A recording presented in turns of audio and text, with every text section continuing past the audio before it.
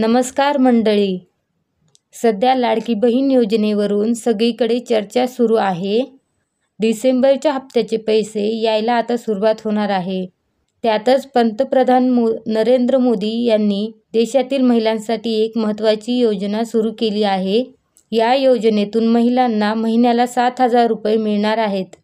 विशेष म्हणजे देशातील 18 ते 70 वर्ष वयोगटातील महिला या योजनेत सहभागी होऊ शकतील.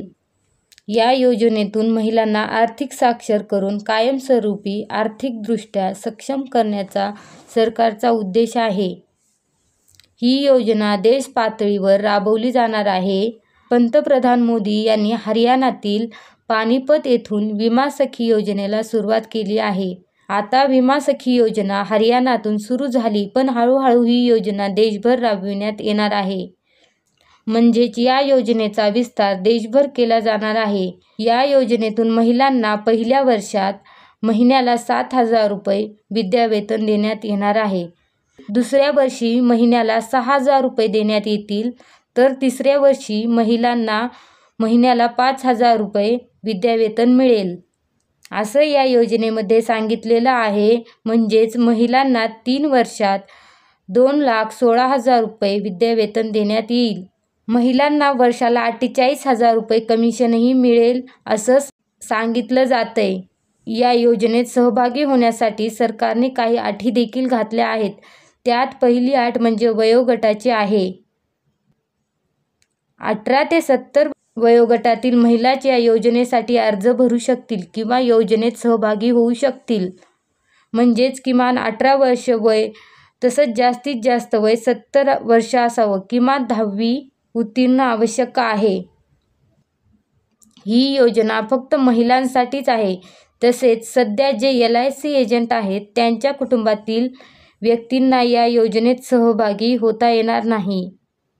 निवृत्त झालेल्या एजंटला देखील योजनेसाठी अपात्र करण्यात आले. आता या योजनेत सहभागी होण्यासाठी महिलांना नेमकं कागदपत्र काय लागतील आणि अर्ज कुठे करायचा? तर महिलांना अर्ज हा LICच्या वेबसाईटवर करायचा आहे. तसेच योजनेत सहभागी होण्यासाठी महिलेचा पासपोर्ट साईज फोटो आवश्यक आहे. तसेच महिलेचा पॅन कार्ड, महिलेचा आधार कार्ड, वयाचा पुरावा, शिक्षणाचा पुरावा आणि बँकेचे तपशील हे कागदपत्र आवश्यक आहेत. आता देशभरात वर्षात 2 लाख विमा सखींची नियुक्ती करण्याचं सरकारचं उद्दिष्ट आहे. त्यासाठी योजनेत सहभागी झालेल्या महिलांना 3 वर्षाच्या प्रशिक्षणानंतर LIC सोबत एजंट म्हणून काम करता येईल. म्हणजेच महिला इतर एजंटप्रमाणे कमिशनवर काम करू शकतील. या महिलांना LICचे कायमस्वरूपी कर्मचारी म्हणून घेण्यात येणार नाही. तसेच LICच्या इतर कर्मचाऱ्यांना जे काही लाभ मिळतात ते लाभ या महिलांना मिळणार नाहीत. म्हणजेच विमा सखींना LICच्या कर्मचाऱ्याप्रमाणे इतर लाभ मिळणार नाहीत. मात्र ज्या विमा सखी पदवीधर असतील त्यांना LIC सोबत डेव्हलपमेंट ऑफिसर म्हणून काम करण्याची संधी मिळू शकते. या विमा सखींना पंतप्रधान मोदी यांच्या हस्ते ते नियुक्तीचे प्रमाणपत्र देण्यात येतील, असं देखील सांगण्यात येतंय.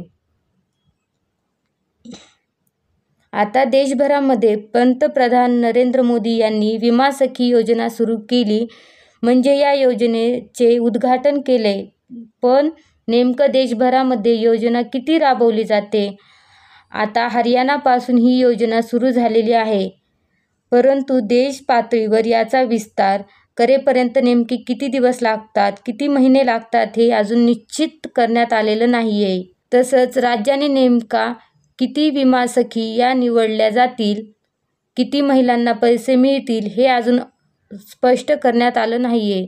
परंतु सध्या 2 लाख विमा सखी निवडण्याचं एक उद्दिष्ट असल्याचं सांगण्यात येतंय. आता या योजनेचे जे सविस्तर तपशील येतील त्यावेळी आम्ही तुम्हाला पुढची माहिती देऊच. जर तुमचे काही प्रश्न असतील तर तुम्ही कमेंट बॉक्समध्ये विचारू शकता.